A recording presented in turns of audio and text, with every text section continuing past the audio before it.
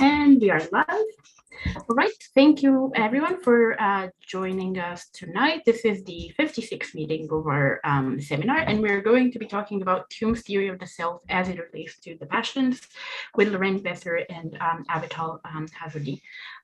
Lorraine will give the first paper of the evening on Hume's practical conception of the self. Lorraine, you have the floor. Okay, thank you all for joining me. This is such a privilege to be able to be here with you all. So today I'm going to be talking about Hume's, what I call Hume's practical conception of the self. And the basic strategy that I'm going to be doing is talking about how it is that we need, or how it is that the practical self functions within subjects, and so informs how it is that they make decisions and act. Right? So I want to start by talking just a little bit about agency. Right? When we think of agency, right, we think of individuals who plan, deliberate, and choose to act on the basis of these plans and deliberations. So in order to do this, right, in order to be an agent, right, a person needs to form a practical conception of their self that they invoke as they deliberate, right? Without some kind of conception of the self or some kind of understanding of oneself underwriting one's deliberations, right, it's difficult to see how one's actions aren't just random behaviors, the products of instincts and desires that generate behavior without antecedent reflection or endorsement. So I think that just as a general claim, there's a practical conception of the self that serves to direct and shape the nature of one's agency. Now, so in this paper, I'm going to explore how this works with respect to Hume, right? And for Hume in particular, the relationship between the practical self and agency takes on a distinctive view in virtue of his view that subjects form their practical conception of the self through pride. Right?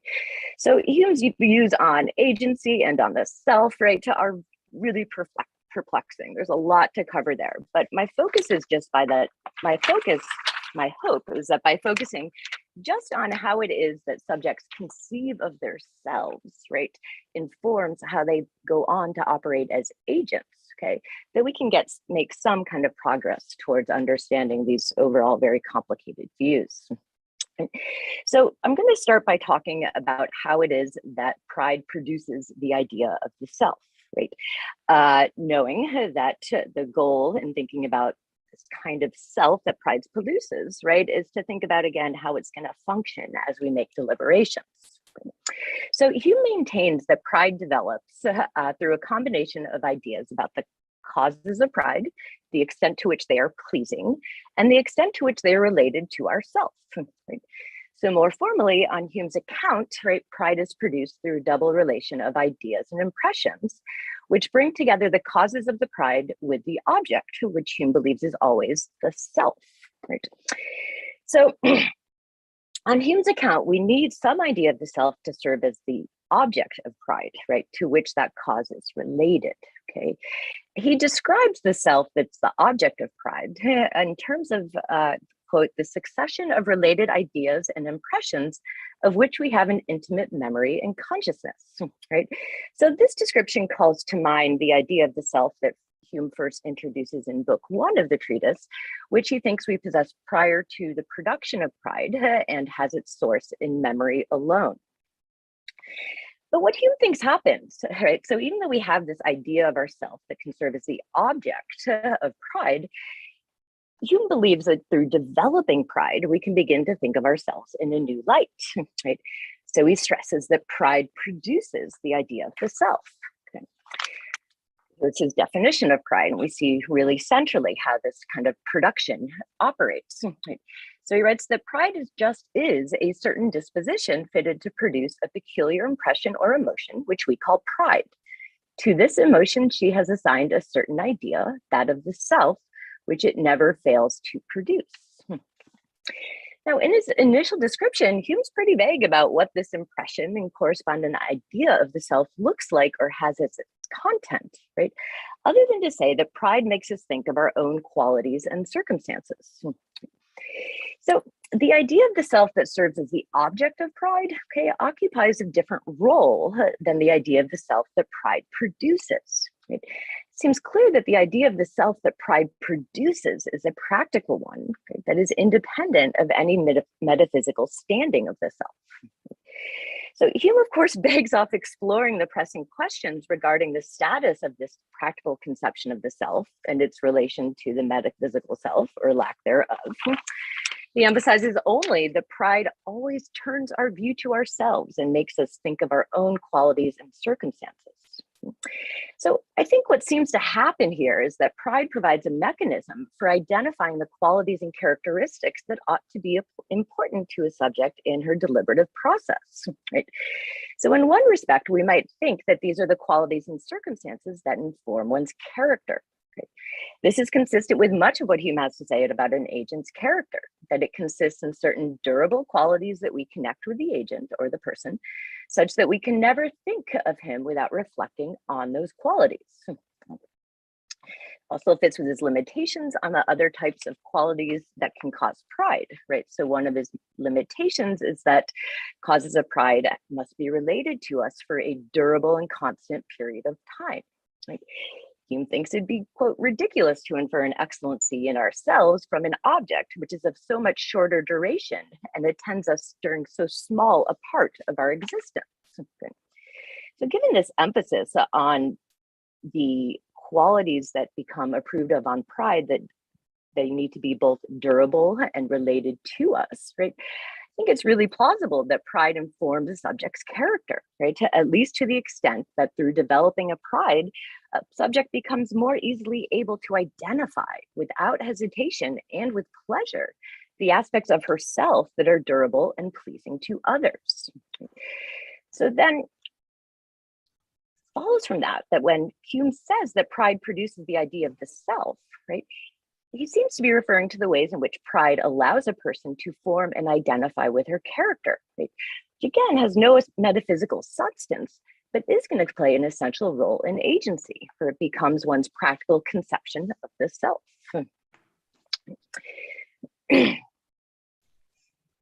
Now, I'm going to talk a little bit about agency in Hume, and I know talk of agency of Hume is bound to raise the eyebrows of many, right, who are apt to be suspicious that we can find within Hume's system any space for agency. Right? Hume famously denies that introspection can reveal any causal connection between one's will and one's actions, thus seemingly claiming any understanding of agency to be incomprehensible. Now, traditionally, the agency is associated with voluntary agency, right? And we can see how Hume's comments regarding the incomprehensibility of seeing one's will to be the cause of one's action, right, might generate skepticism regarding whether or not one can experience oneself as a voluntary agent. But I think we can make a compelling case that this kind of introspective analysis doesn't interfere with one's everyday deliberations and evaluations of others, especially once we recognize the role of the metaphysically independent, practical conception of the self. So we may experience a certain looseness in our actions, but that doesn't prevent us from trying to satisfy our preferences, from caring about what we do, and from reflecting on the direction of our passions. So I think all of this gives rise to a sense of agency that, while not robust and perhaps more narrow than we tend to think of, right, is nonetheless a form of agency. I think we see a good example of this shape of agency in Hume's discussions of how it is that we come to redirect our preferences in the course of establishing conventions of justice. Right? So in our original frame of mind, right, Hume believes we're partial. Our strongest attention is confined to ourselves. Our next is extended to our relations and acquaintance. Right? So this partiality is just part of who we are, but we nonetheless form feelings of approval and disapproval with respect to the partiality of ourselves and others, such that we quote, regard any transgression of such a degree of partiality, either by too great an enlargement or contraction of the affections, as vicious and immoral. Right? So I think we see here that we form preferences and make judgments regarding the degrees of partiality that we find within ourselves and others, right? And we recognize when those passions threaten to become disruptive and take control of their directions, right? So this is why we establish conventions that restrict our passions in their partial and contradictory notions. So We're agents insofar as we have this ability to redirect our passions and to invest ourselves in our actions. Okay? And I won't read the quote, but I think if we remember, call to mind the analogy Hume makes between two men rowing a boat, right, and the formations of the conventions of justice, right, tells the story about how two men can just sit there and without an agreement or any kind of convention, right, without a promise or a rule, they can just figure out how it is that they can work together to shape their preferences so that they can coordinate and obtain similar goals, right? And so through this kind of thinking through this rowing analogy, right, or how it is that that people can come together and again, without conversations, without agreements, can just simply start to operate as in coordination, right? I think we see here Hume's real take on the interconnectedness of our passions and actions, right?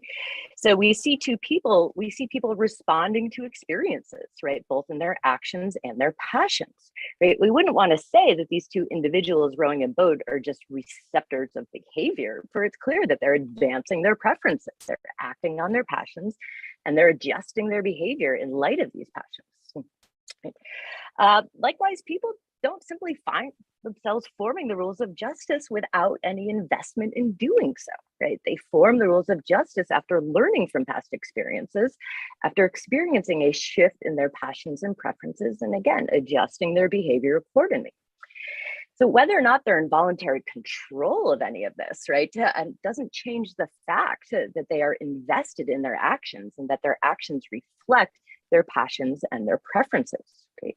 So again, I think this is enough to deliver agency, right? Albeit it's a metaphysically skin sense of agency, right? It's enough to to understand how it is that agents understand themselves as actors, right? Which is through invoking the practical conception of the self. So I've laid out how it is that Hume believes that pride produces the practical conception of the self. Now I've made the case for thinking that there's some form of agency, right, that's really tied to satisfying preferences that we can find within Hume. Right? What I'm going to try to do now is put those pieces together and show how the particular ways in which pride produces that idea of the self, right, shapes the content of it such that it gives rise to a distinctive form of agency.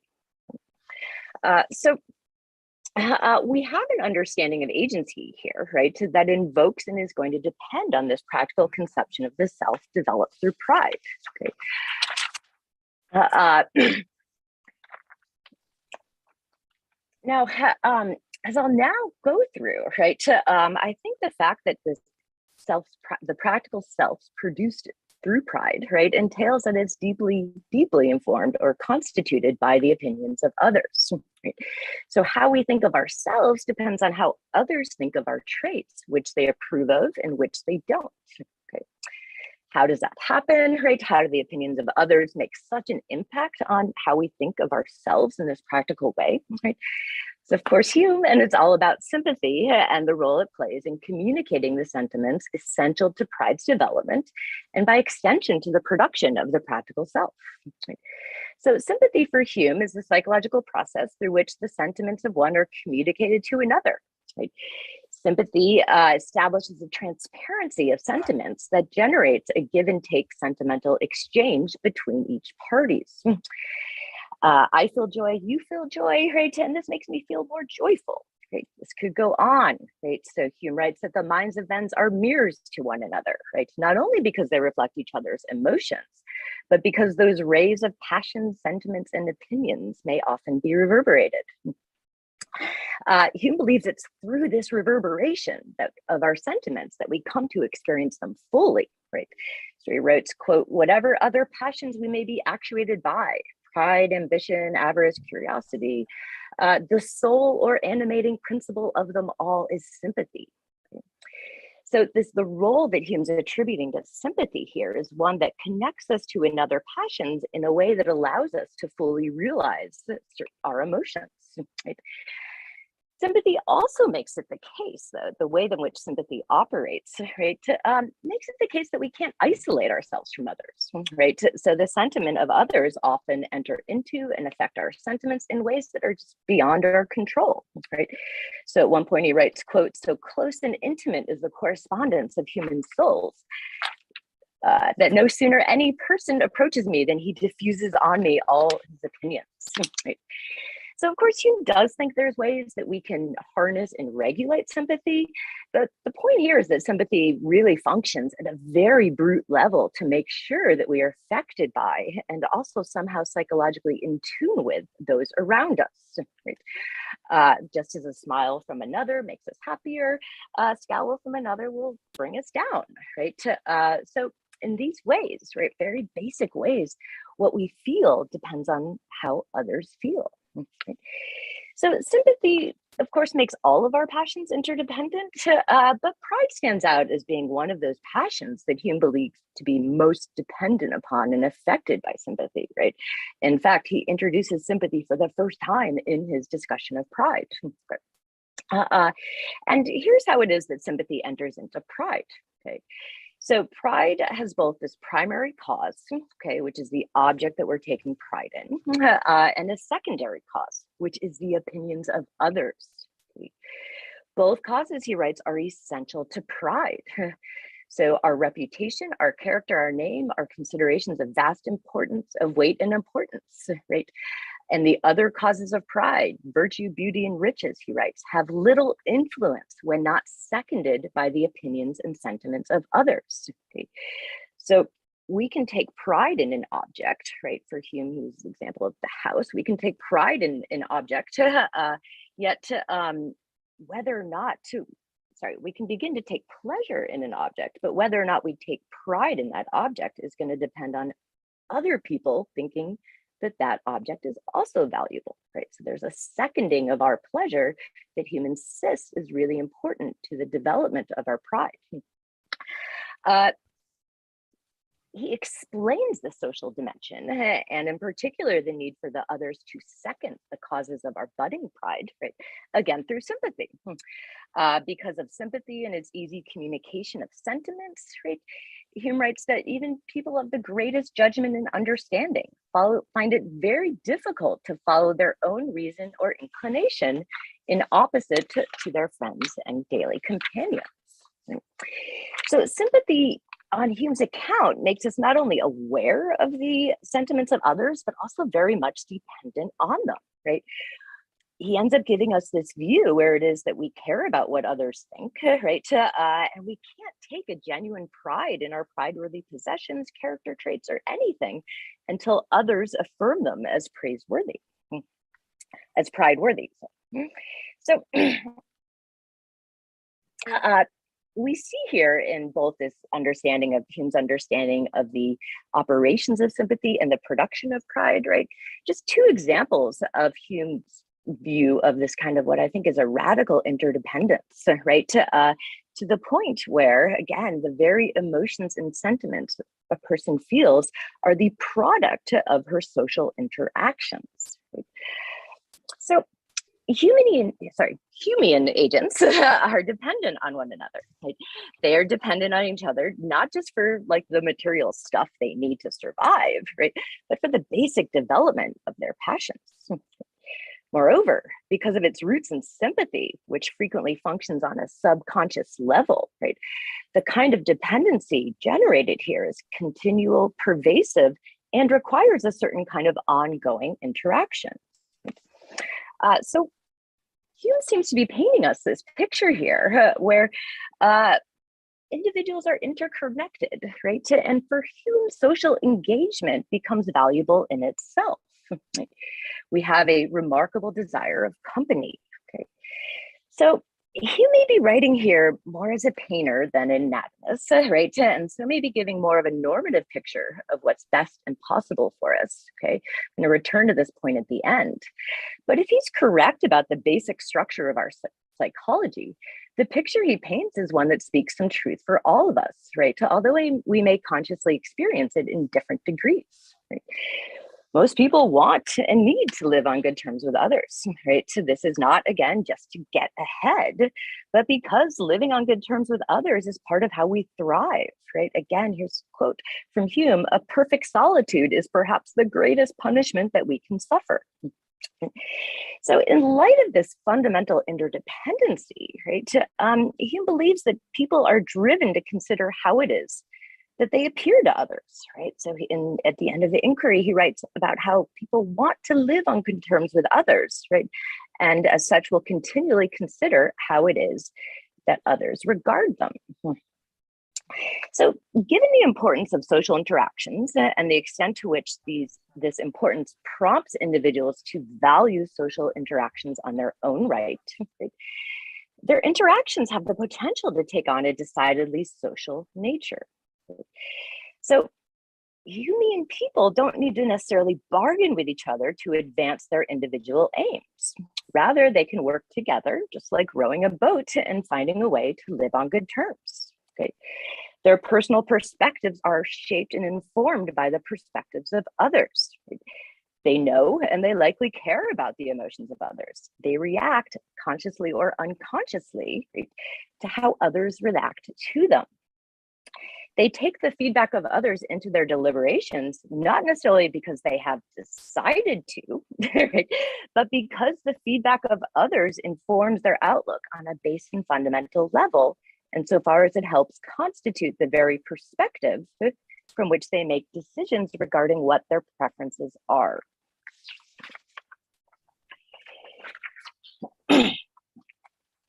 Now, while these aspects of our interdependency on face value suggest only that we are interdependent creatures, right? I think once we look at how this interdependency shapes the idea of the self that pride produces, this practical conception of the self, right, we can see that our interdependency has the potential to generate a certain form of agency, right? That draws on this interdependent practical conception of the self. So my idea is that our interdependency has a potential to generate a practical conception of the self, right, that sees the self in distinctively social terms. So two kind of considerations here, right, to keep in mind. Given the social dependency implicit in the production of pride, right, the practical self, our practical conception of the self, is a socially constructed one, right? So it's socially constructed through pride, right? Insofar as the qualities and characteristics that combine one's character and generate a sense of pride. The qualities and characteristics that inform one's character and generate the sense of oneself as an agent, right, are themselves selected through a socially dependent and reinforced mechanism of pride. Second, right, remember that through this social construction, right, individuals develop a practical conception of themselves, right? They develop a concern that they take in ourselves. Right? So remember, agents, just those who rank and weigh preferences in the course of deliberating about what to do, right? Essential to agency is forming a preference structure. If Hume is right, the preference structure that we invoke insofar as we are agents, right, is developed and learned through the production of pride. The production of pride generates a preference structure that's inclusive of others' perspectives and irreducibly informed by them. So just a brief example to see how this works, right? So through one's interaction with others, a subject begins to take pride in some aspects of herself, right? Say her generosity, but not in other aspects of herself, say her ability to deceive. She begins to differentiate between those aspects of herself that she can take pride in and those that she can't. And she begins to identify with her durable, praiseworthy traits. She does so, consciously or not, through taking into account the opinions of others. While she may take some kind of pleasure in her ability to deceive, others don't. And so this aspect of herself will fail to be a source of pride. Okay? The mechanisms of pride production thus leads her to develop a preference structure that reflects the opinions of others, right? That reflects perhaps the first person plural perspective, rather than the first person perspective. So The idea of the practical self that pride produces, right, thus informs a conception of agency that I think is helpfully understood in terms of social agency. I take social agents to be those who plan, act, and make decisions based on a conception of their self that is social. Right? Distinguishing feature of social agency is that the first person perspective that they're making decisions from is plural, right? Not singular. It's plural because it's informed by others. The plural perspective, the first person perspective, the first person plural perspective generates this deliberative standpoint that reflects from the beginning the views of others. Right? So social agents, I think, are distinguished by this deliberative standpoint because their first person perspective, when they form that practical conception of the self, right, they develop a we, not an I. Okay, and that again is because of the social dependencies and the way in which the opinions of others are so crucial to the development of the practical conception of the self.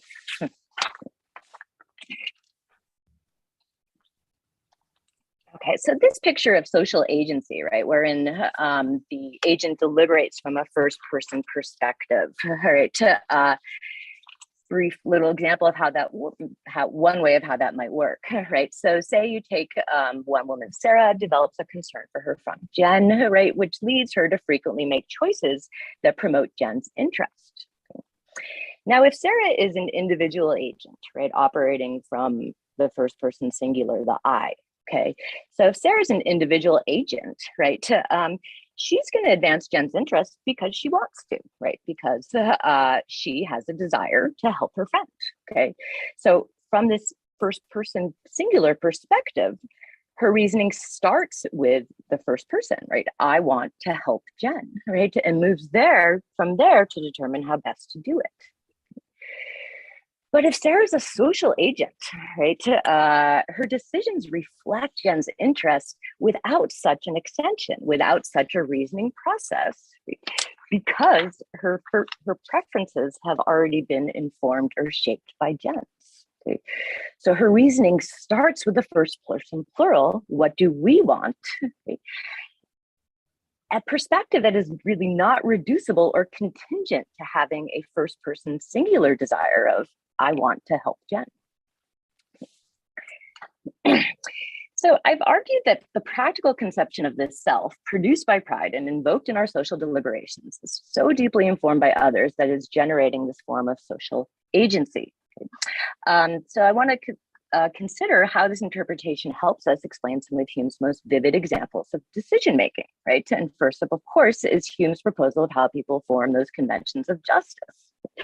So as we've already explored with the boat analogy, right? For Hume, the conventions are formed gradually through repeated interactions without bargaining and without a contract, right? In this fashion, similar to two men trying to coordinate their efforts to row a boat, right? We might be really tempted to challenge the efficiency with which Hume thinks this will happen, right?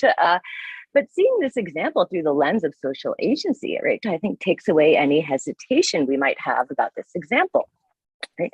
Whereas two individual agents working exclusively from their first person singular perspectives, right, they need to bargain and negotiate the terms of their interaction in order to ensure that their interests are secured, right? But social agents have no need for these kinds of bargaining interactions because they're starting from a perspective that already includes the other and already is predisposed to be sensitive to the other and to strive towards establishing harmony with the other. I think we see further illustration of social agency in Hume's discussion of why we establish the conventions and then commit to them without exception, right? So this is the moral obligation to justice, right? Hume famously argues that we don't do this out of a private individual interest, right? For the rules of justice often go against our individualized interest, right? He also says we don't do this out of public interest because the rules of justice often go against the public interest. Right? But of course, he doesn't really explain why we commit inviolably to the rules of justice, and there's plenty of literature about that. He maintains that we do make such a commitment, right? And that the whole, quote, the whole plan or schema is highly conducive or indeed absolutely requisite to the support of society and the well-being of every individual. This claim seems to presuppose a notion of social agency, right? Again, which is a perspective that's inclusive of others, yet doesn't break down into a mere regard for private interest, right? Or a mere regard for the public, right? It allows us to extend beyond our individual interests and perspectives, while also not erasing those perspectives and grouping everything into the public interest. Okay, so I think this broadening, yet not generalizing of perspective, seems to be what is needed to explain this kind of inviolable commitment that Hume believes individuals make to the rules of justice. Now, recognizing the social dimension of Humean agents, okay, isn't to say that social agents are always and consciously going to be seeking out cooperative ventures in this way and for these reasons, right? So Hume, of course, is well aware that we want to promote interest. It just takes us a while to figure out how to do it, right? It takes us repeated actions with others that solidify our passions, shape our concerns, and point us towards engaging with others in positive ways, right? Again, through these interactions, agents begin to realize the importance of living in a peaceful society and garnering the esteem of others. Right? So they come to see these goods as valuable and don't calculate or question their value. Right? Likewise, they don't worry about what they each individually stand to gain from establishing the rules of justice, nor what they stand to lose. Right? That's because they've departed from a perspective where that kind of consideration makes sense. Okay, they just get it done, right? In the way two oarsmen rowed the boat successfully to shore without worrying who was exerting more energy than the other. So recognizing the social agency implicit in Hume's examples, I think brings together important aspects of Hume's moral psychology and supports the centrality of pride to Hume's discussion of the self. But I think we also should be aware of some of the problems that this understanding invites. So I'll just conclude by raising some challenges for this view that I think that Hume believes and has lots of potential. So Hume is really optimistic about the direction social influences will take, right? And how it is that they will inform our agency, right? So he believes that the social influences will support justice and virtue more generally, right? But I think we have to recognize that whether or not it happens this way ultimately depends on who we are around. What if people approve of our ability to deceive because it benefits them? Right? What if we're surrounded by knaves and come to define ourselves in terms of our material possessions rather than our virtue? Right? I think these scenarios seem possible. Right? People are in our world, these narrowly self-interested people are rampant. People will seek to advance their interests and are likely to approve of those who are similarly motivated, right? With whom they will more easily sympathetically connect. With this concerns at hand, right, I think that Hume's analysis begins to look more normative in light of its optimism, right? And Hume's proposal that we embrace these social influences rather than guard ourselves against them, right, seems to look maybe more like a gamble. Will embracing these social aspects of ourselves, our practical selves, really promote virtuous social agency directed towards sustaining society? Or will it promote vicious social agency with agents fighting for toys and gewgaws? How can I answer those questions? I'm not sure yet, but I will just conclude. Let me just wrap up the pieces a little bit. So we've seen that there's significant evidence, right, that this idea of self that pride produces is an idea of oneself as a social agent who makes decisions from the first person plural. I've argued that Hume's analysis of justice and its formation presupposes social agency, and that this suggests that Hume's discussion may be more normatively loaded than it is sometimes taken to be. That we are deeply informed by the opinions of others is no doubt true, but whether the direction of this feedback is as positive as Hume purports it is a claim that we need, in a true Humean fashion, to be cautiously skeptical of. Thank you. Thank you, Lorraine. That was great. I forgot to ask you in the beginning if you want to have separate Q&As or joint Q&A in the last hour. Oh, thank you. Yeah, no, we decided we would wait till the end, do it at the end. Thank you. Great. So then we can move on straight to Avital Hazani talking to us about Humean loyalty. Okay, so you'll notice that there's common points between mine and Lorraine's papers, some of them because I learned a lot from Lorraine's paper, and I really appreciate that you let me read it already a year ago. So some parts of we'll be agreeing on, and some parts maybe I'll be disagreeing, but I'll let you pick up on that. So this is the second chapter of my dissertation, and I'll only be talking about half of it. So I'll be talking about the psychology of loyalty on Hume's psychology, and the paper ends with arguing that loyalty is a virtue on Hume's psychology and on his moral theory. But unfortunately, we won't get there today. So I won't actually get to the argument about why loyalty is a virtue. So we'll just have to be satisfied with talking about psychology for today. Otherwise, there's no way I'd be able to talk about this in 30 minutes. So the reason why I think loyalty is interesting in Hume's context is because of what Lorraine pointed out. That in the second book of the treatise, Hume is talking about the self as an agent. And I think the loyalty is a major motivation that we have for action in many of aspects of our lives, both in our personal interactions and in our group interactions and in state or national interactions. Loyalty is a big motive. It's a central motive.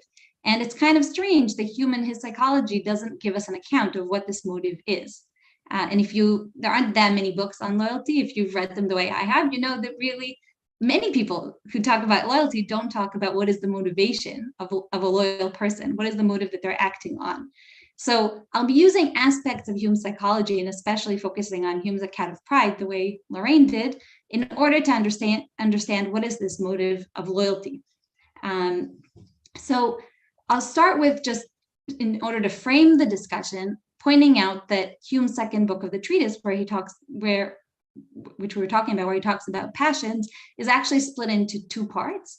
One part is about the passions of pride and humility that have the object of the self, as Lorraine was speaking about. And the second half of the book is about passions of love and hate, which have as their object other people. So it seems like Hume is splitting the book in half, and he's talking, the first half is about the way we feel towards ourselves. Sometimes we find pleasure in aspects of ourselves and we feel pride. Sometimes we feel pain at aspects of ourselves, and then we feel humility. Or you could even say they're worse terms than humility. I mean, we might feel really awful and dejected, but humility is kind of the least of the worries of this. So it's interesting that Hume really seems to be making this very clear distinction between these two kinds of passions that we have, and he emphasizes it in different ways. So for instance, when he's talking about pride and humility, he says that when self enters not into consideration, there is no room either for pride or humility. So pride and humility always have as their object the self. And at the same time, he says that love really only has as its object other people, so much so that he says that self-love is not really a passion. There is no passion of self-love, right? You can have pride where you find pleasure in yourself, but the emotion that we have that we call pride, that can be distinguished by the feeling that it feels like, that we don't have towards ourselves. We only have it towards other people. So it seems to be, to add to this, we should say that any quality that is pleasurable can give rise to either pride or to love, depending on who it's a quality of, right? So if, let's say, wisdom is a quality that is pleasurable, if I am a wise person, I will feel pride. But if another person is a wise person, I will feel love towards them, right? So really, it's not the qualities that change, but only the object that changes between the passion of pride and the passion of love. So this seems to be all very simple and a good scheme for discussing these passions. I should say that these passions also have kind of other passions that are connected to them and come with them, but that won't be so important for our discussion.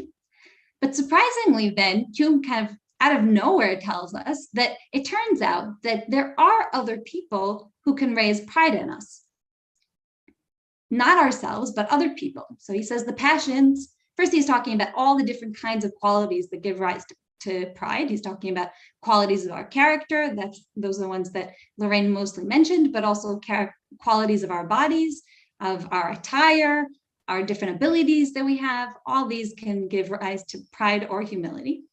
And after listing all of these traits of character and traits of our body that can give rise to pride, Hume says, the passions, meaning pride and humility, looking further, comprehend whatever objects are in the least allied or related to us.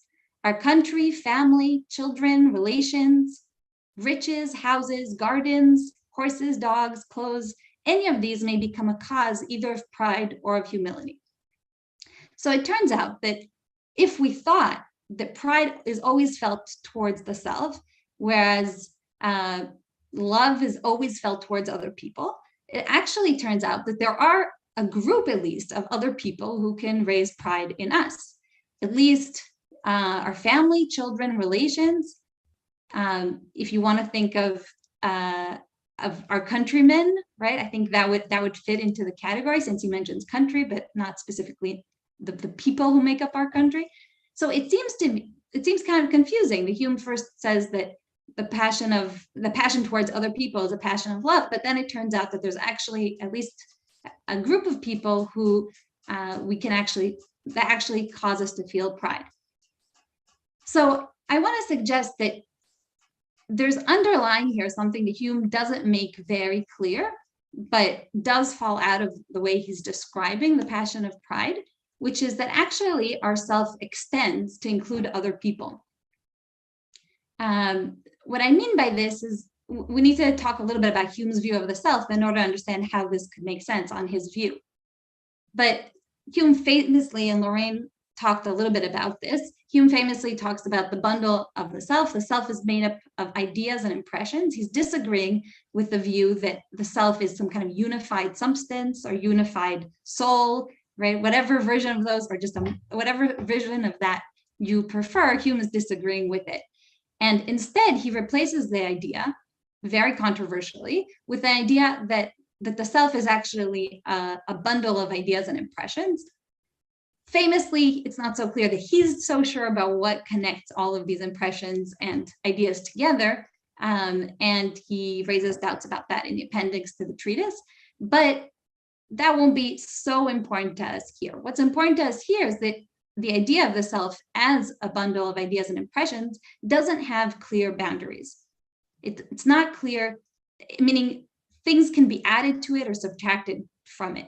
So this can easily be described as if you acquire a quality, right? If I wasn't someone who rows a boat until now, and then I learned to row a boat, then rowing a boat could be a part of me, right? So we can easily think of ourselves as extending when we gain certain qualities. But I think that if we take seriously Hume's claim that the self is a bundle of ideas and impressions, this means that the idea of other people can also be attached through association and causation to the idea of the self. So just to say a few more words on Hume's idea of the self as it arises from pride, which Lorraine already discussed, Amélie Rorty, in a paper on Hume's view of the self as agent, mentions that really what it turns out that we see from Hume's view of the self as it appears in pride is that whatever we feel pride in is those ideas and impressions that are the self. So to quote her, she says, whatever it is that as a given original fact causes pride turns out as a matter of fact to be what a person takes as significant and particularly close to her. So to give an example, if I, for instance, enjoy watching little children learning how to walk or crawl. The kind of the pleasure that you see and how they're discovering something new is it's really pleasurable to watch. But when I see my own daughter, who's 8 months old, learning how to crawl right now, there's a different passion there, right? This is Hume's view, is that any quality in another person will cause love, but a quality in myself will cause pride. So it turns out that when I'm watching my own daughter crawling, I don't only find pleasure in it, but I also find pride in it. So it seems that my daughter can cause pride in me in a similar way to my own qualities or my own body causing pride in me. But this only makes sense if somehow my daughter is part of myself, because we emphasized before that Hume says that we can only find pride or humility where there is the self, where the object is the self. So whether Hume meant this very intentionally or whether this is me kind of a little bit extrapolating from his view, but I do think that a fact of the matter is that we find pride in other people. And those people are not going to be all people, right? We can love equality in any person, but those people will be people who are related to the self. And that Hume does say, right? He says that any person who is related to the self, he says any quality that's related in the self or belonging to the self, we can find pride in. But I think that if we put together both Hume's view of pride as having the object of the self and his idea of the self as being a bundle of ideas and impressions that doesn't have set boundaries, together with the empirical evidence, which is, I think you do feel pride in those who are related to ourselves, I think that those three things together show that we actually have a self that extends to include other people. There is a possible problem here, which I've thought of in the last few days, so I don't have an answer to, which is it's interesting that that Rorty focuses on qualities of people as things we are proud in, and Lorraine also in her writing focuses on qualities. But it seems here that the cause of pride here is the person, meaning my 8-year-old daughter is the cause of my pride, and less the quality, the particular quality that she has. Now, Hume does say that there's always a quality and the object, so they go together. But it seems that maybe when it's another person who's the cause, we're more focused on the person than the quality. But I don't have an answer to whether this is really important, because in the end, the quality is a quality of the other person, and the person is related to the self. So I think that we can accept this view of the self as extending to include other people, regardless of whether we buy Hume's view of the self as a bundle of impressions and ideas. The reason why I think this is because we can actually experience this extension and the opposite of extension, I would say, kind of contraction of the self. I think we experience that in moments in our lives. So if we start a new relationship with someone, maybe in the beginning, we don't view that person as part of that ourselves. Maybe it takes some time, but over time, we come to feel pride in this person. So if we are in a romantic relationship and this becomes more and more central to our lives, over time, we may feel proud in the qualities and the abilities and in what this other person is doing. This is an experience of extending the self to include this other person.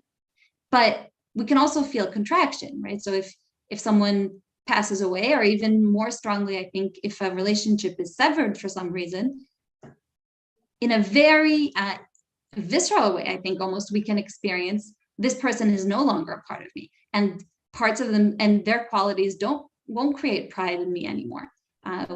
Even maybe memories of that person won't in the same way create pride in me. So I think Hume's theory of bundle of the self and the way he talks about pride as being caused by other people points to a view of this self as extending to include other people. But I think that even if we don't accept all his metaphysical assumptions here, or especially since he himself is not always so sure about this description of the self, I think that it does point to an important view of the self as being able to extend to include others. So how does all this relate to loyalty? So far, we've talked about pride and we've talked about how the self extends, but we haven't really spoken about motivations. And my suggestion is that there's a particular motive which is separate from self-interest, and it's separate from altruism, it's separate from just love, and it's separate from pride. There's a particular motive to act on the interests on behalf of, to strengthen those people who are part of the extended self, but are not the narrow self. They're not me that has a particular life history and has a particular body. They're part of the extended self that I'm proud of. So if you look in the literature on loyalty, it's not, as I said at the beginning, it's not so clear what the motive of loyalty is. It's often connected with pride and humility. John Kleining, who wrote a book on loyalty, suggests that we have those who are ours, who we view as mine, right? If we're talking from the singular person, from the view of the self. So I have people who are mine, they're part, and I would say they're part of an extended self. And he says that these people are non-causally related to the self, and they constitute the self. But it's not so clear how other people can constitute the self if you have a view of the self as some kind of unified substance, or as a soul, or as just the body that we have, right? In all those versions, there is no other people who constitute the self. And Kleining doesn't try to unpack the meaning of this. He doesn't really try to explain how other people can constitute the self and what that means. So I think that here, Hume's psychology is really helpful to people who are trying to understand, what is this thing, other people being my son, my daughter, what does this mean? And so on the view that I've suggested of the extended self, the self that can extend to include others, other people, other individuals, even other groups, as part of the idea of the self, it's clear what these other people are, why they are mine. We're talking about people who are metaphysically and physically separate from me. They have a different body, they have their own passions, they have their own will, but they're part of the idea of myself, of the idea of the mind that makes up who I am, the ideas and impressions that make up who I am. So there's this category of people, they're metaphysically distinct, but they're part of the idea of myself. And I want to claim that there's a particular motive that motivates us to strengthen them, care for their interests, look out for their needs in a very strong way, which is very prevalent in our lives. So what is this passion? What is this motivating passion? This is obviously, I'm kind of in Hume world, or in Hume terms, all motivations are passions. Not all passions motivate action. And passions themselves are some kind of a reflection on some pleasure or some pain, but they're original, meaning they come out of our own psychology. But I won't say more than that about passions, because that's its own discussion. But pride is itself a passion. And so far from what I've described as the self extending to include others, and us noticing what parts of and which other people are part of ourselves is affected through, we notice that we're proud of them.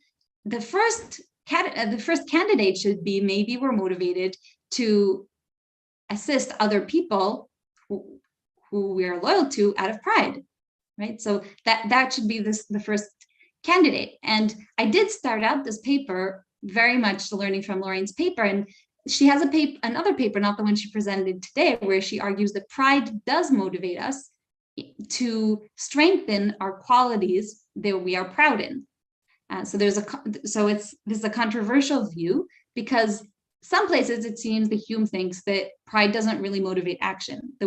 And others have argued that what we find pleasurable in pride is actually the tranquility that it gives us, that we enjoy who we are and what we have without trying to gain more, right? So there is that view out there, but Lorraine argues no, that pride does motivate us to strengthen those qualities that we are proud of. And especially this is important when we want to ask what motivates us to be virtuous. And a strong motive could be that we are proud in our virtuous qualities, or we feel pleasure in the quality that we could have, and therefore we are motivated to acquire it.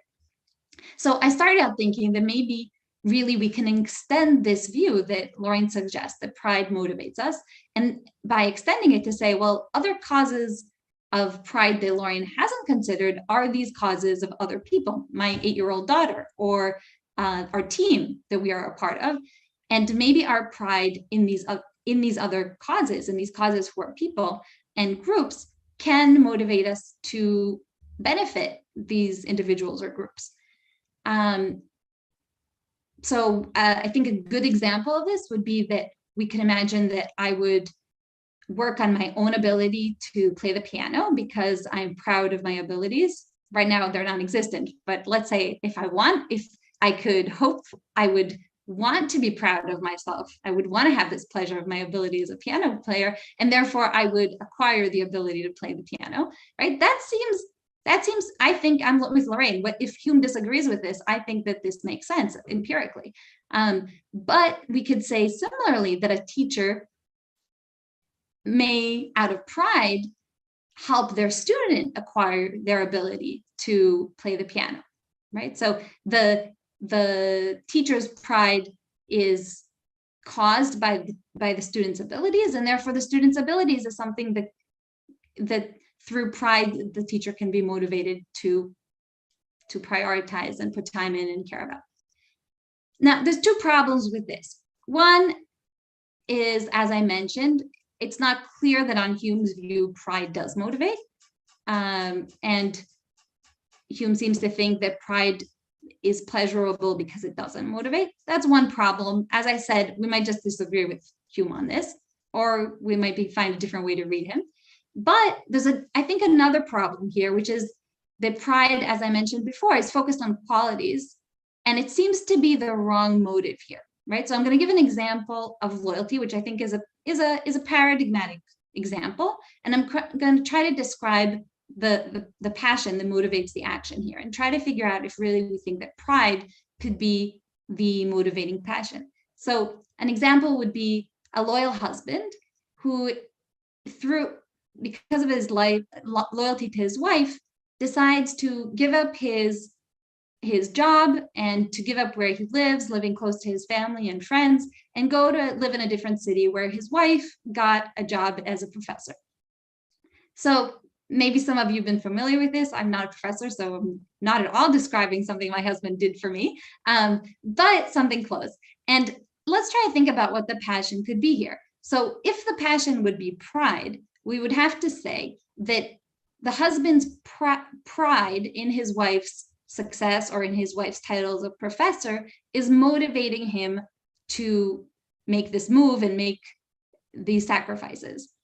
It doesn't seem to me to describe the passion accurately, because it seems that what the husband is concerned with is not his pride, but the wife's well-being and success. So although success and well-being could in some way be things that you're proud of, they don't seem to really clearly describe the passion that's motivating. It seems that the husband is motivated by the well-being of his wife and not by the pride that he has in the success of the wife. Okay, so what are our options? If we said that the causes of pride are the objects that we are loyal to, right? So if we said that the extended self, we discover what's part of the extended self through those things that we're proud in. But it seems that pride is not the passion that motivates us to act on behalf of those objects. What could be, on Hume's picture, what could be the passion here? So it's interesting that pride and humility are not the only passive passions on Hume's account. And surprisingly, love and hate, he thinks, are also passive passions, really not the way we would think of them. And Hume says that love and hate are always thought of as active because they come with other passions that are active. So he thinks that love and hate are always followed by, or rather conjoined with, active passions of beneficence and anger. So love is conjoined with and comes with beneficence, and anger comes together with hate. I won't go into it, but he has all these experiments where he tries to give you examples where he can show that they come apart in some way. So to prove that these really are distinct passions and they're not just the same passion. But I won't go into his discussion of that. There's way too much detail there. My suggestion is that just as love and hate have active passions that come together with them, almost always, if not. Pride and humility also have a active passion that comes with them, and that is loyalty, right? So the objects of pride, of the extended self, are these people who are part of our extended self. And we have a motive when we are proud of another person or humiliated by another person's relation to us. We have a motive to improve their situation, strengthen them, make them more successful in different ways. And that is the passion of loyalty. So it's also not exactly parallel to these other conjoined active passions, because when Hume discusses these conjoined passions, he says that love comes with beneficence and hate comes with anger. But my claim is that actually, because the objects of the self are related so closely to who we are, whether you feel proud in your child or humiliated by your child, either one of them could cause you to want to improve their situation in some way, right? So in this way, actually, loyalty is much more similar to self-interest, because whether you feel humiliated by yourself or proud of yourself, you'll still be motivated to improve the situation of yourself. So if there is such a passion of loyalty to improve those who are part of the extended self, it'll be important to distinguish it from self-interest, because when I was considering maybe whether pride is the motivation, similarly, we can consider maybe when we act on behalf of these other people who are part of the self, maybe we just are acting out of self-interest. Maybe there's nothing else. Maybe all there is acting out of self-interest that includes all these other people who are part of me. And I think that we can distinguish. So I think the way we can appreciate that these are distinct passions, distinct motivations, is when we look at how the extension of the self doesn't erase different individuals. What I mean is, just because my conception of myself, my idea of myself includes the idea of my daughter, that doesn't mean that we are the same person. And we can see this easily because when a loyal person acts on behalf of the other person, on the person that they're loyal to, the two individuals gain in different ways. So if the husband moves to another city on behalf of his wife, what they gain and what they lose is different. The husband gains a sense of accomplishment, a sense of security, a sense of meaning, and the fact that he gives something to someone else, whereas his wife gets her dream job. Now, the husband doesn't get his dream job. So we can't just, collapse the two individuals into one another. The fact that someone has another person as part of their idea of the self doesn't mean that there's a complete overlap between the two people, because they do really gain different things from a particular action. In the same way, we can also see that self-interest and loyalty conflict. And I would almost say that loyalty in our mind almost immediately brings to mind the idea of conflict. Because even though we have another person as part of our extended self, that doesn't erase the things that we need and want for our narrow self, for the self that is defined by the history of our lives, the passions, the will that we have, and our body. And the needs of the narrow self will often come in conflict with the needs of this extended self that we have. I won't give examples right now because I think that that's really the most obvious to us about loyalty. So the passion of loyalty, this passion that we have to improve the situation of those who are part of the extended self, that comes with this passion of pride that we have in these other individuals, it doesn't eliminate conflict, but it does change it. And I think that here Lorraine spoke really nicely about this view of the plural perspective that we have.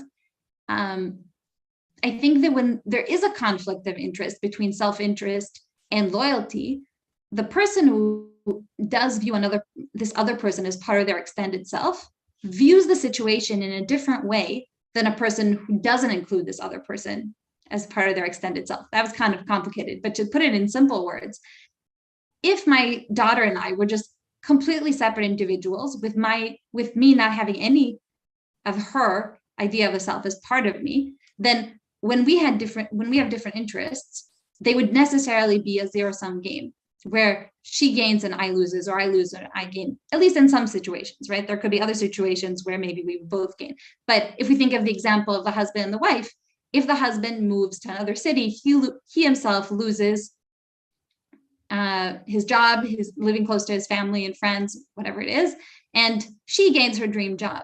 But when he, from a plural perspective, thinks what is good for us, then actually he gains in another way when she gains her dream job. Not only does he make his wife happy, and then she in turn will do things for him, right? That would be a first person singular perspective, but rather we as a married couple have gained because she has her dream job and we are both happier for it. Okay, so just let's say you've accepted some of this, right? Let's say you've accepted some of ourself as a bundle of ideas can extend to include others, or I as a self in some other way you can explain can extend to include others. And let's say you've accepted that there is this motive. There's a motive that's distinct from self-interest, that's distinct from pride. It's a passion for those who are part of my extended self. So just to get back to Hume for a minute, because Lorraine spoke about Hume's view of sympathy, and I think that often Humeans, when they talk about Hume, they just kind of collapse everything. And I don't say Lorraine was doing this, but I'm saying this is a worry that I have. They think that in the end, it all comes down to sympathy.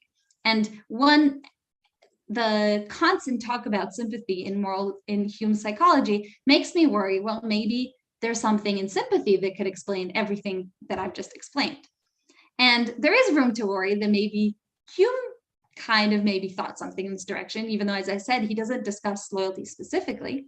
He does discuss loyalty to government. He does discuss loyalty to monarchs. But when I'm talking about loyalty in our interpersonal relationships, the worry is that when Hume talks about sympathy, he says that sympathy is graded.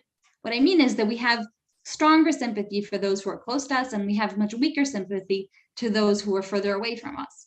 And even more striking is that when he comes to talk about love, even though usually when he talks about love, he's talking about finding pleasure in a certain quality of another person, when he comes to talk about love of our relatives, he admits that this is not such a good account of love because we don't seem to love our family and friends because of certain qualities, at least not the family that we didn't choose.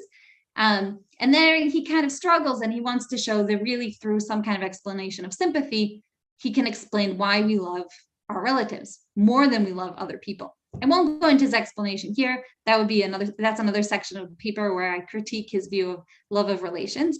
But all this is to say that it's possible to try to explain the special passion for caring for those and acting on behalf of and taking up the interests of those who are part of our extended self as just not an extended self, but rather strong sympathy with those who are closely related to us. So I want to explain how my view differs from this view, and I want to explain why I think that the associations that make up sympathy actually can't explain a very strong motive to act on behalf of close relations the way loyalty can. So in order to do this, how much time do we have? Claudia, how am I doing on time? Well, you're a bit over time, but I think it's fine. You can have 5 more minutes or so. Okay, so I'll try to just say this quickly, and it's good that I didn't try to talk about why loyalty is a virtue, even though maybe you've picked up a little bit along the way about why I think so. So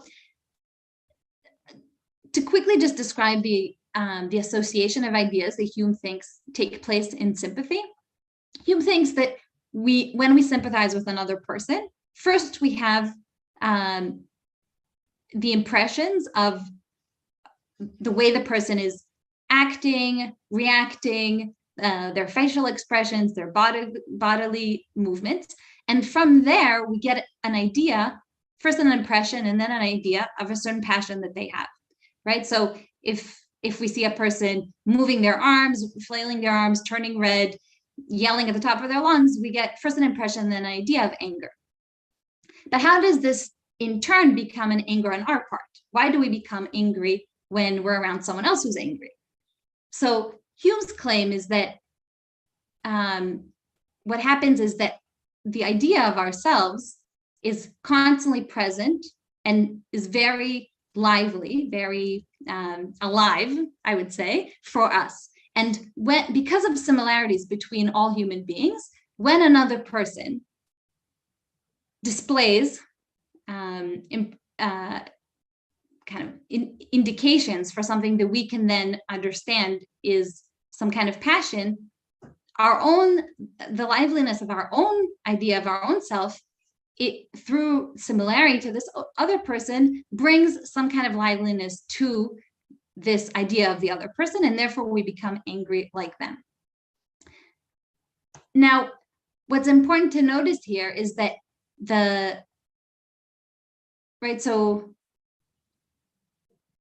he says that the stronger the relation is betwixt ourselves and any object, the more easily does the imagination make the transition and convey to the related idea the vivacity of conception with which we always form the idea of our own person.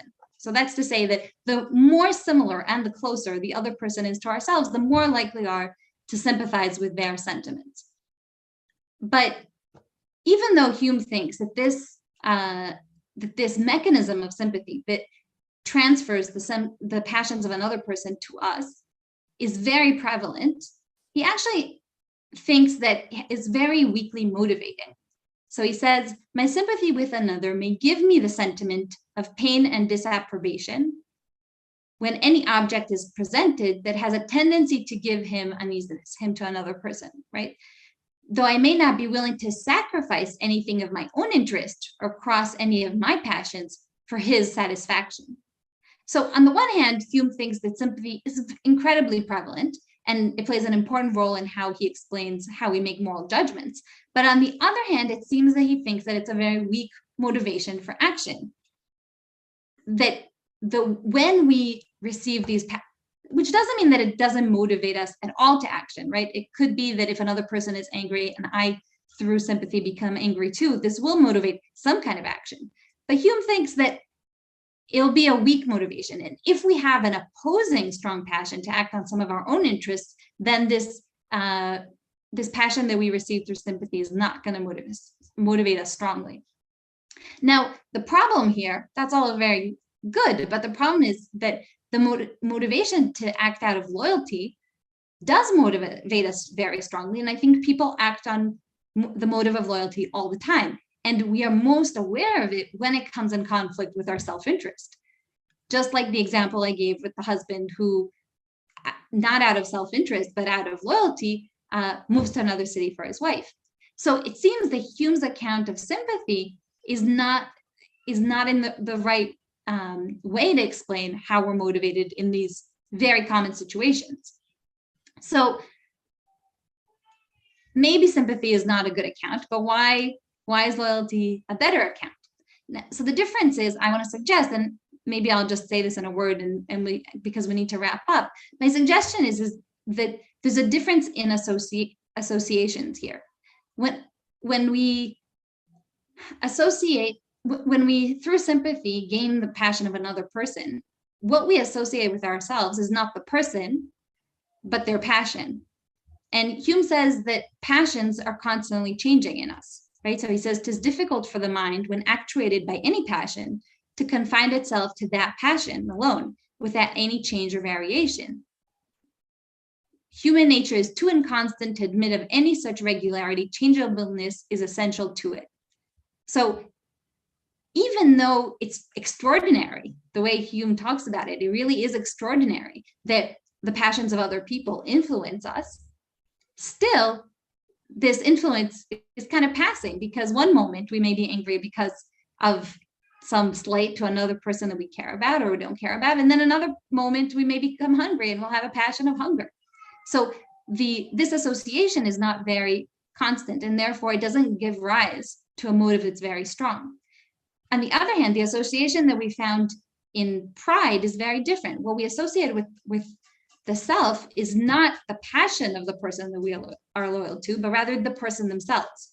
Now, objects, in order to even become objects, require more constancy than passions. Obviously, we're on thin ground here when we're talking about Hume, because he doesn't think that there is a completely consistent thing that's the object. But still, even though objects do include some kind of changeability, they do require more constancy in order to be considered objects at all. And therefore, I think that the association that we find here is very different. What we associated with the self is not the passion, but the person. And once the person as an object is the idea of the person is part of the idea of the self, this can give rise to a passion that's much more consistent than the passions that we gain through sympathy. So just to wrap up here, I think that if there is such an extended self, and if there is such a motive of loyalty, I think it shows us that there could be two different ways in which we relate to other people and find them and their passions motivating. One is the one that Hume talks about most often, which is sympathy. And I think that the reason he's so interested in it is because it enables us to sympathize with so many people, so many different kinds of people in different times and places, just based on the bare similarity that we have to other people. And this is very important to his theory of how we make moral judgments, because we are able to make moral judgments not only in our own case and not only in the case of the people who are close to us, but in the case of any human being. But all this is epistemology. It's about how we make judgments. And I think that the more important theory of how the passions of others or other people relate to our passions is in our actions, is in ourself as an agent. And here I suggest that much more important is the association of another person with the self, rather than the passions of another person with the self. Great, thank you so much. Great talks, both of you. All right, so if you have questions, please raise your hand or drop a line in the chat. Okay, there is already a question from Dan. Thank you both for really, really interesting talks. I have lots of questions. Let me begin with this. Which is a question in slightly different ways for both Avital and for Lorraine. Lorraine, you talked about a practical conception of the self and wanted to set aside the metaphysical conception of the self. Can you do that? What is this practical conception of the self? And for Avital, there's sort of a parallel question with the notion of the extended self versus the narrow self. What exactly, do you have a metaphysical account of what that means, particularly in connection with something like Hume's bundle theory? Or, like Lorraine's conception of the practical conception of the self, do you think that the metaphysical account really isn't necessary for the account of the passions? I'll give it a shot first. So I think that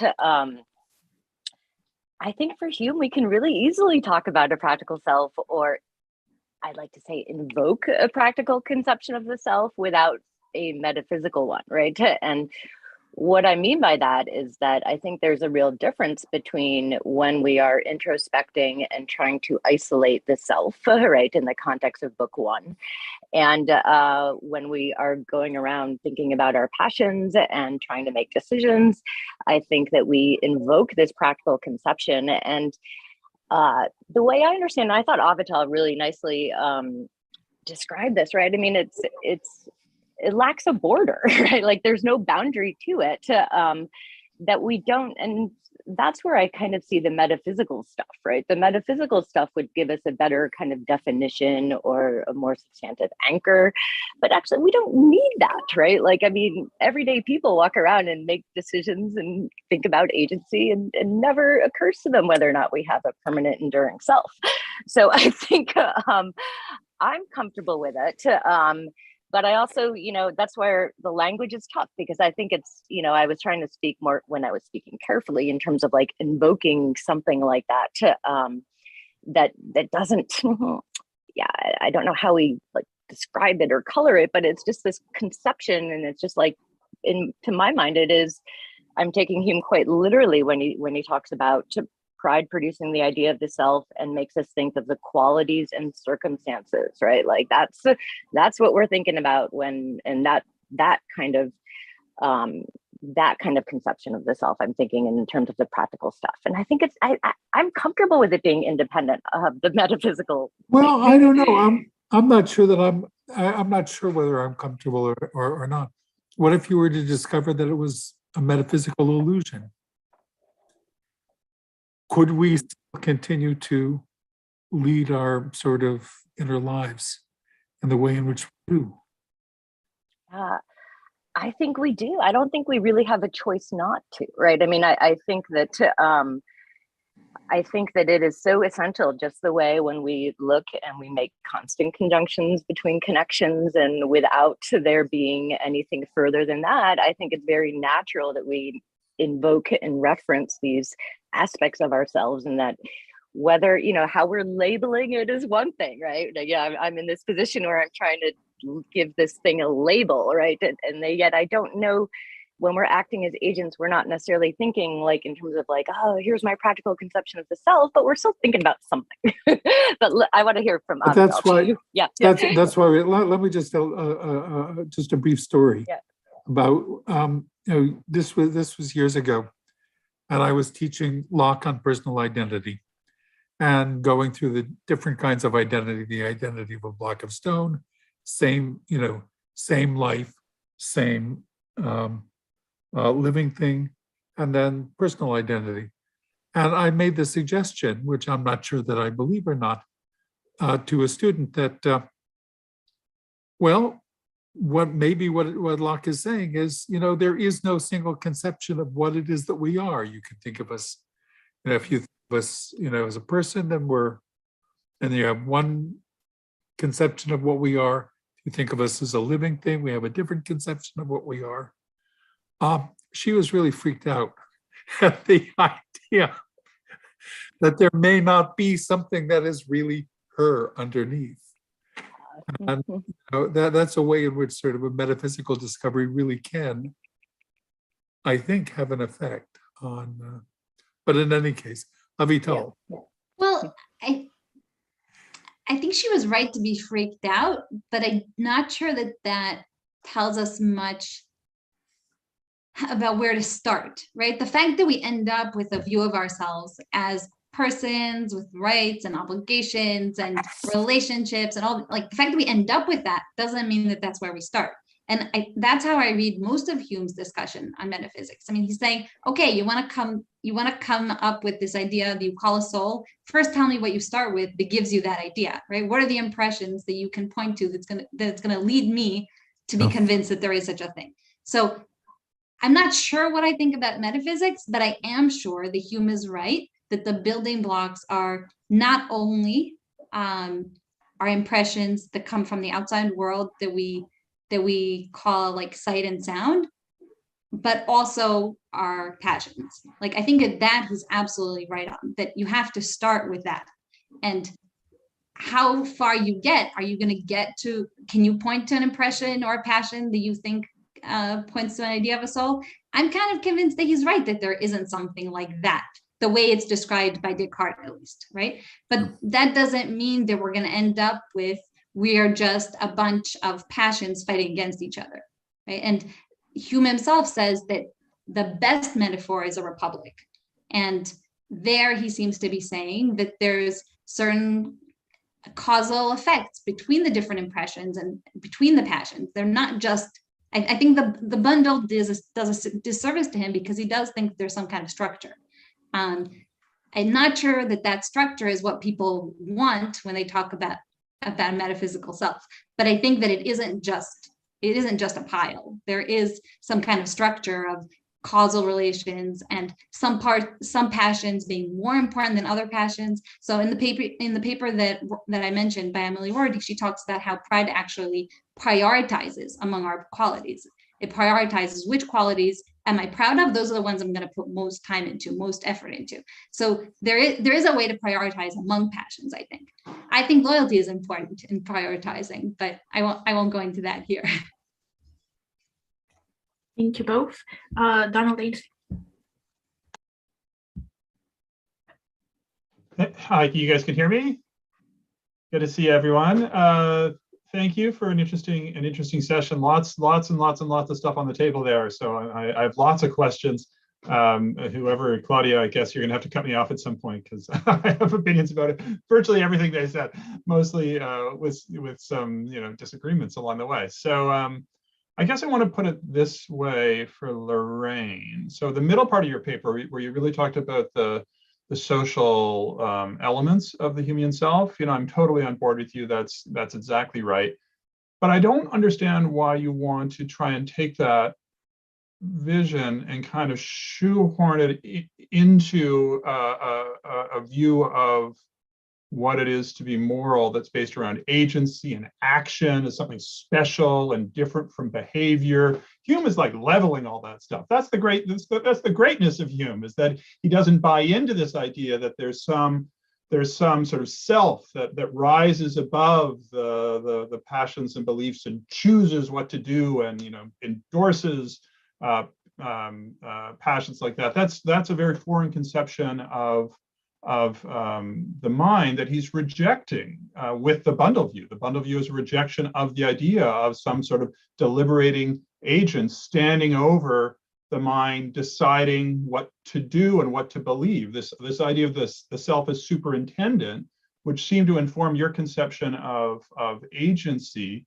seems to me as deeply anti-Humean. And as you see in book 3, where he's leveling abilities with virtues and so on and so forth, he's really trying to demystify action and just make it all animal behavior, complex animal behavior to be sure, animal behavior where sometimes we do make decisions phenomenologically, no doubt, but that's not different in kind from the other behavior we do. It's all of a piece, as opposed to those people who want to set us apart as sort of standing over and superintending our lives. So that's what I think the bundle theory that Dan was mentioning is playing a role in your, or should be playing more of a role in your account, because it's Hume rejecting this model of the deliberating agent as sort of the fundamental way of understanding human life, and leads him to a richer understanding of how ethics embodies all sorts of non-voluntary features of our lives. So I guess that's my big question for you, and I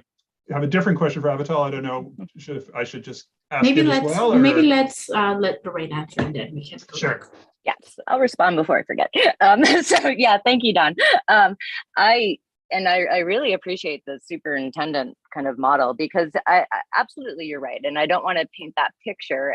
I guess what I'm hoping to be doing is two kind of things, right? So in emphasizing the way that the passions are socially informed, right? I'm suggesting that there's a way that when we think of ourselves, right, it's already embedded amongst others, so that generates a certain passionate outlook, right? It generates the shape of our passion without any kind of deliberation or anything like that. So if it works like that, right, then I don't think, with a kind of very thin sense of agency I'm after, right? More of a phenomenological sense of agency, right? I mean, it's certainly when we act, right? Even when we're acting on passions, right? Like we feel like we're acting on our own, it's coming from us, right? And I think, all at a minimum that I want at a minimum, the point that I want to make about agency is just that there's going to be that connections between passions and actions, right? Like, which we know. So even if we can't understand the nature of that connection, right, we know that actions follow from passions. And so when thinking through this kind of social agency, right, I guess my hope or my thought is that it will be enough to show that those passions that are leading us in this position, right, are in fact already informed in a certain way, right? So that, again, I want to reject that superintendent picture. And so that's the thought on that, right? So the other part about when you started off, you were worried about how like virtuous it was going, right? Or there was something like that as part of your question. And I guess I struggle with this a lot, right? I have these views about Hume that Avital mentioned, right? I do think there's this kind of like desire for pride and virtue, right? Like this whole sensible knave stuff where we have to enjoy our character and things like that, right? So I do think that this does play a strong role in Hume's account. And I do read him as thinking that we will like be directed that way unless things go wrong, right? That this will be the kind of natural shaping of it. And again, I'm, starting to explore more like, okay, well, what kind of gamble is that? But I do think that that's where he paints this picture for us. Again, I don't think we need necessarily the superintendent, but just this kind of basic thing that he can accept, which is preferences and actions. Yeah. Could I have a finger on this? So I was wondering during the talks, it seemed to me that, okay, if you have this sort of behavior view and it's just like one event after another, you might still want some sense of what it is for you to be the locus of choice, responsibility, whatever, all of these things. Mm-hmm. And then I was wondering if the trick with pride is not so much, I don't know, the structuring of the preferences, but that it is that others are holding you as the object of, they're associating all these features with you. So it might be that you don't have like a strong sense of self as an agent, but all of these things are associated by others with you, so that you sort of get what it is to be responsible for things, to be held to account, to choose things depending on others. But I wasn't sure if this worked with what Hume was saying, since at least from what you were citing, the object of pride as considered by others were just that they weren't thinking about you as much as they were thinking about the objects themselves. Yeah. Thank you, Claudia. I think that's really helpful. I think it's right when we think about how others are viewing us, right? It's always going to be in terms of like which of our qualities, and I appreciate Avital's suggestion, look beyond just the characteristics, right? Because I think she's right that there are other important objects that get part of this conception of the self. But I do, I still do think that even if it's not,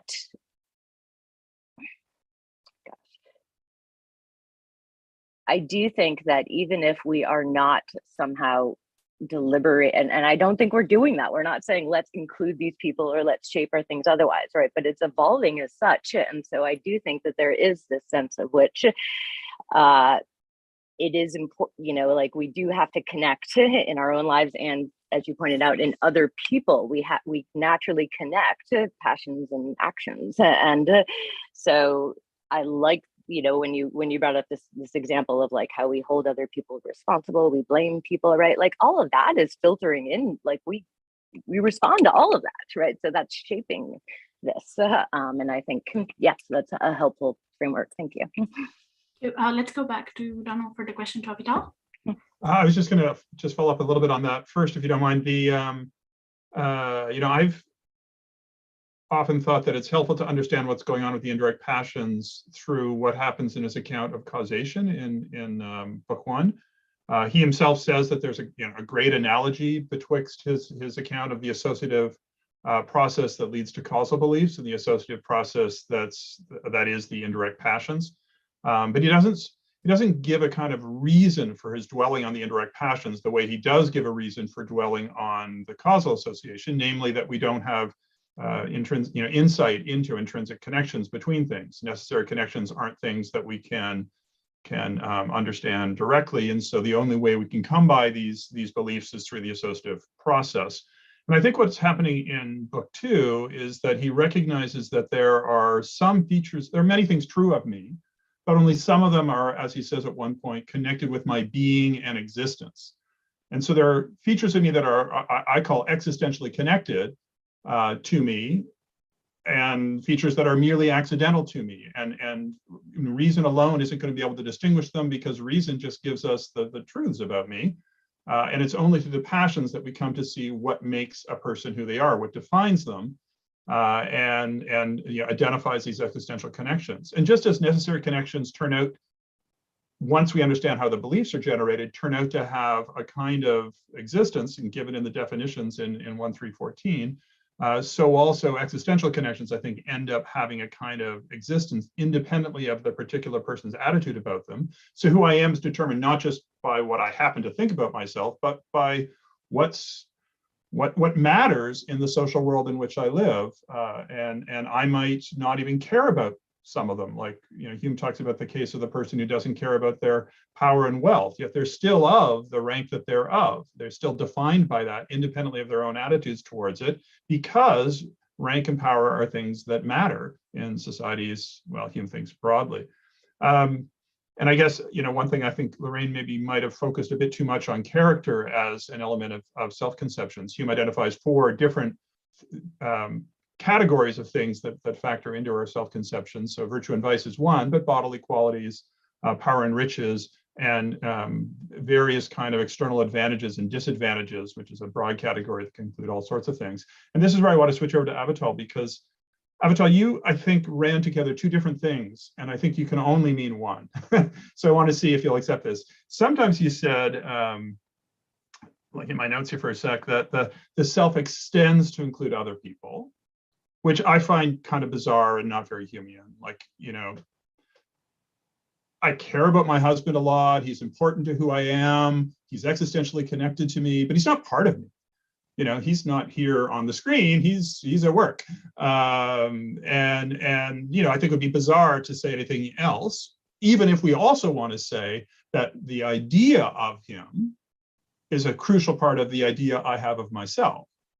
My self-conception. And at one point you did say that my idea of myself contains my idea of another. And that's fine. That's something Hume is going to take on board. But you also want to say the stronger point that myself extends to include other people, which just seems bizarre. So I wanted to challenge you on that. Second is sort of much smaller question, but. Well, if you can accept that the idea of yourself includes the idea of another person, then I think you're already halfway to my position, because I think that's the only part that I'm adding. I think the idea that yourself is made up of other ideas is Hume's view, right? That is the bundle theory. That's not my view. I might share it, but it's not my idea.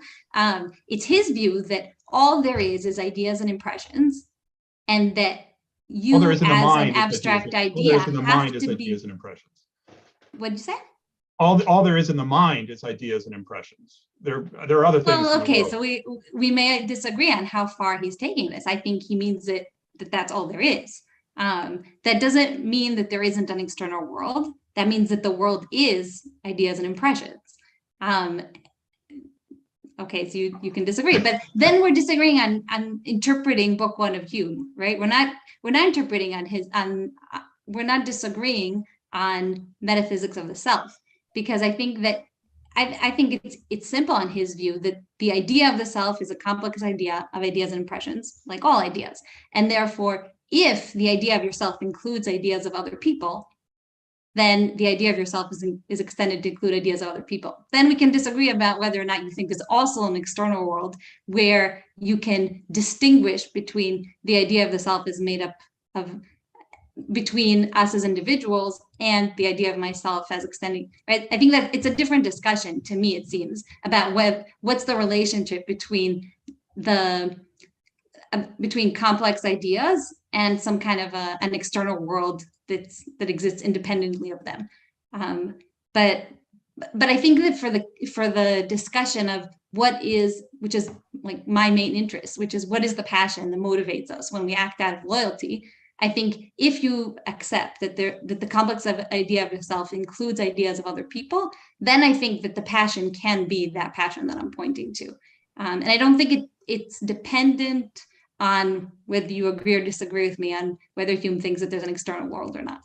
Yeah, okay, well, I think that maybe you do better than to just leave it as saying the idea of self includes the idea of others, which is, Hume says that's not shocking. The stronger claim you were making a number of times, that the idea of that the self extends to include other people, you don't really need to make that if all you're concerned about is the former claim, which is a good Humean claim, and if it allows you to have your points about loyalty, that's great.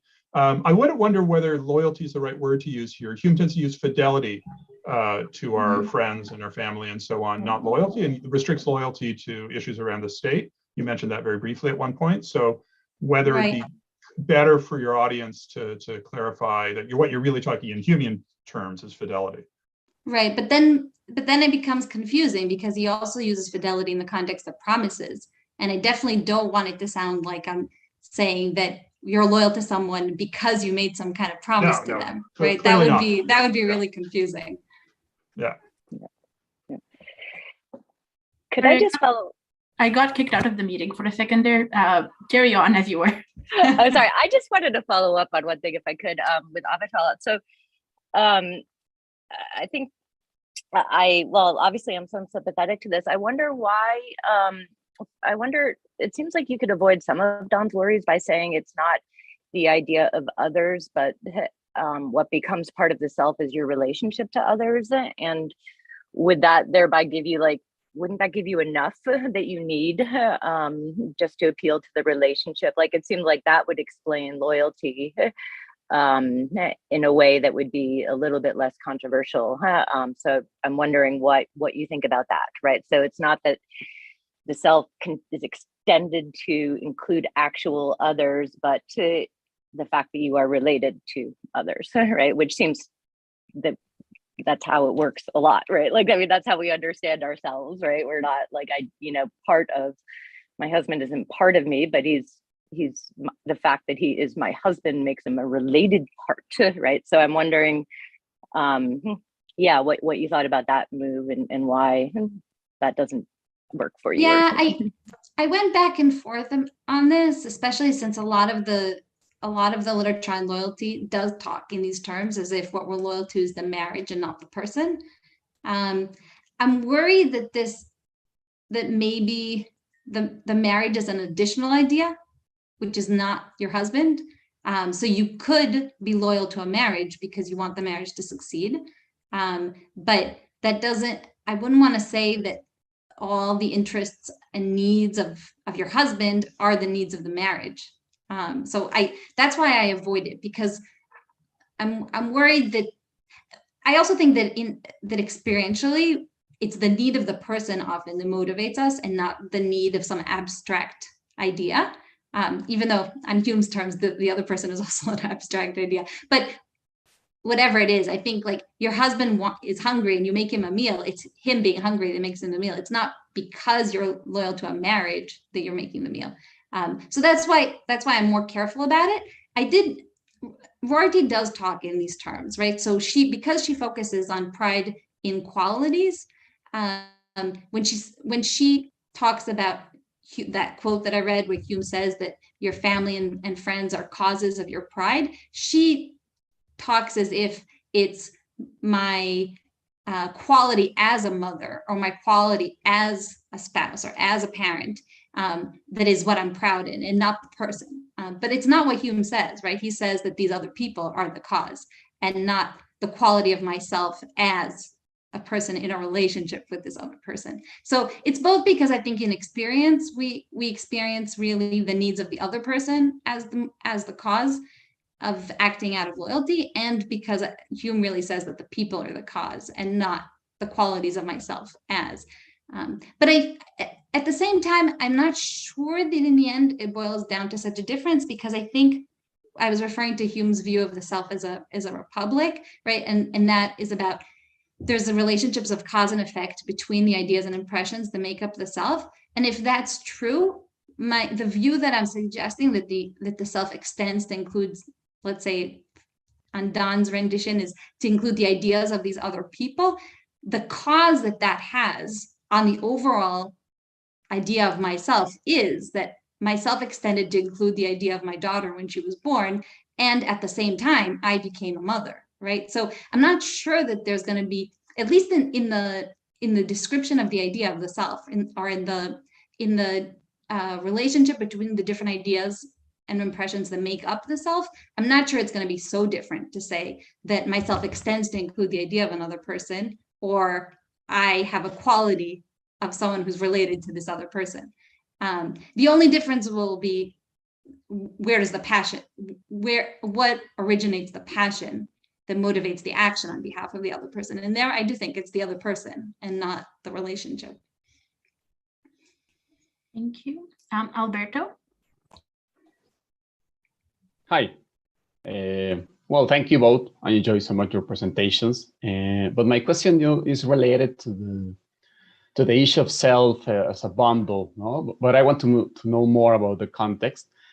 And I'm thinking, we know that Hume read George Berkeley, but my question is, do you know, Lorraine or Avital, if Hume knew, or somehow he had information about the Berkeley's early stance on the self as a congeries? You know, in Berkeley, in his notebooks, 1707, 1708, he wrote, some commentaries. And there are two particularly important for this issue. And let me read them. The first is 580, and Berkeley says, mind is a congeries of perceptions. Take away perceptions, and you take away the mind. Put the perceptions, and you put the mind. In the following, 581, Berkeley says, say you, the mind is not the perceptions, but that things perceives. I answer you are abused by the words that and think. These are vague, empty words without a meaning. So my question is, I know that Hume read Berkeley's treatise, but this is 1710. Berkeley's changed his mind from 1708 to 1710. In 1710, he decided that the mind or self or spirit was a substance, not anymore these congeries.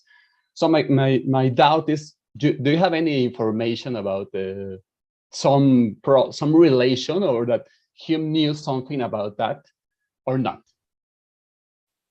I think I know much less about this than you do. That's what it sounds to me.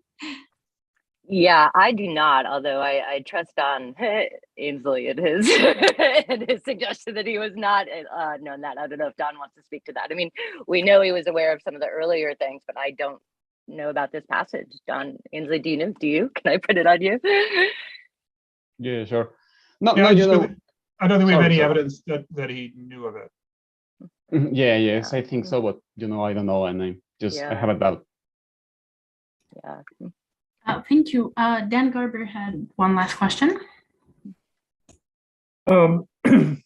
Yes, this is probably mainly for Avital, though of course I'm also very interested in what Lorraine might think of this. Part of your argument is that you wanted to emphasize pride and loyalty over sympathy for Hume, which is, I think, a very, very interesting idea. But I was thinking about the difference between pride and loyalty on the one hand and sympathy on the other. Sympathy seems to be a much more physical sort of, physical and not in the literal metaphysical sense, but visceral, I guess, might be the way to put it. You know, when you see another person, person who is like you in pain, there is a sympathetic pain that you have when you see another person who is happy. You have, it can induce a feeling of happiness in you. One can imagine, for example, that animals are capable of the same kind of thing, or at least higher animals are capable of the same kind of thing that we are with respect to sympathy. But one of the important differences, I think, between that and pride and loyalty, they seem to be much more complicated sorts of reactions and motivations. And you can't imagine an animal, for example, acting out of pride, acting out of loyalty.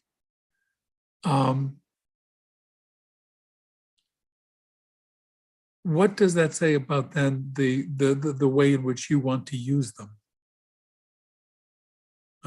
Don points out now in a note, Hume has a section on the pride and humility of animals. Right. Which and definitely I realize I'm not a Humean, but right. And like Don is suggesting, the literature on loyalty is full of examples from animals. I think this is more of a challenge for my description of loyalty, because my description seems to require such a complex view of self, and could it account for this loyalty that we seem to see in animals. Well, do you agree with me, by the way, about the difference between sympathy on the one hand and things like pride and loyalty in terms of their complexities?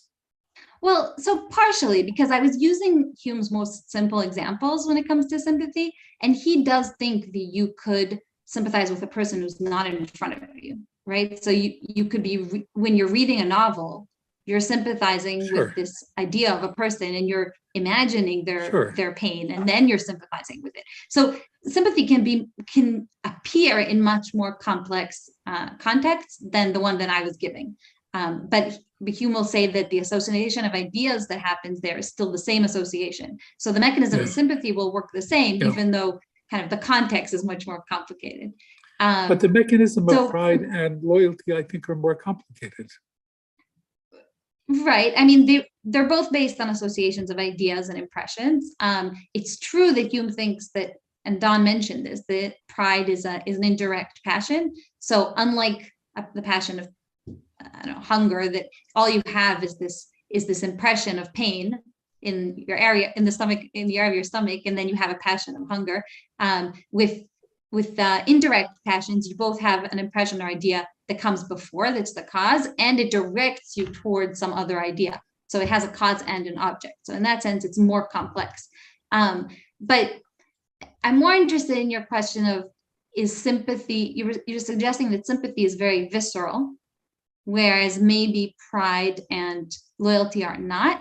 And I think I want to push back on that a little bit, because I think that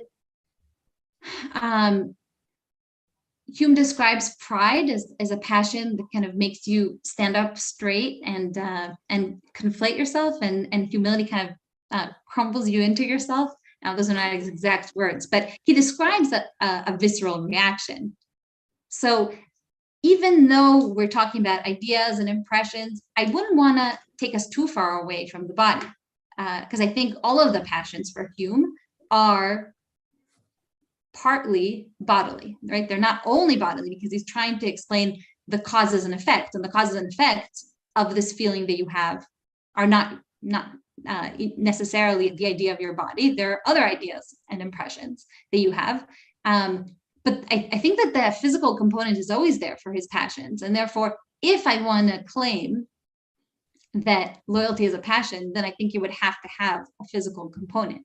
And I think that here, Lorraine's points about the plural perspective are really important, because I think that the idea is that we actually, like, even physically, we take into account other people.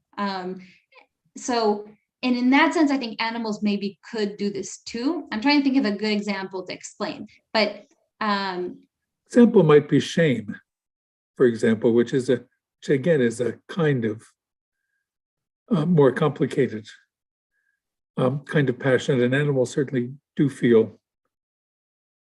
can feel shame, although it isn't, it seems to me, as direct and visceral as sympathy.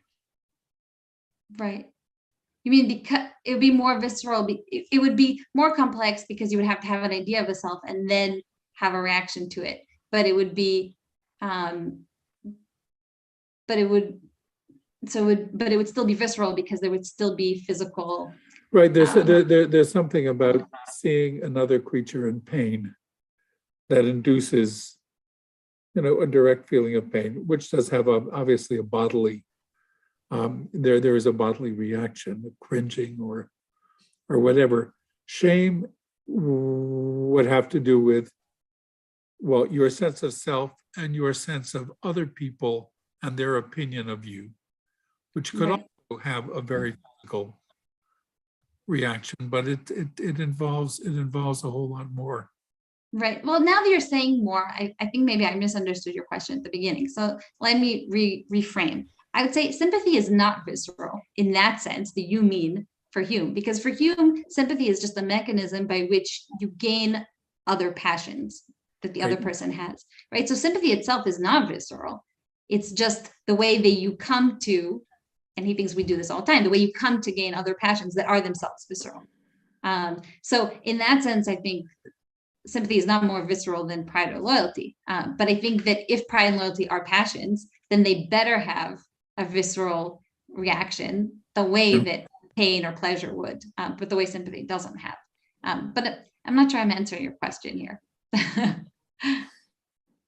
I think there's a lot more to think about here. We are, Lorraine, go ahead. No, I was just going to jump in and affirm, I think that the structure of the indirect passions is just so much more complex that explains, why it is that pride and loyalty are complex on Hume's account. And yet I also see them all as driven by sympathy. So I'm not sure where I stand on the kind of visceral nature, but I'm not sure the fact that sympathy is driving all of these things, I think is important. It's not independent of that. Thank you very much, both of you. We are sadly out of time. I see that Donna is running a Hume clinic in the comments. So that is good. We'll have to leave it at this for now. Next week, we will have a conversation about Donna and David Miller's new anthology, The Cambridge History of something early modern. The Cambridge History of the Scientific Revolution. Scientific Revolution. There you go. So join us for that. Thank you very much. Thank you very much for this opportunity. All right. Really appreciate Thank you it. all. Thank you very much. Bye.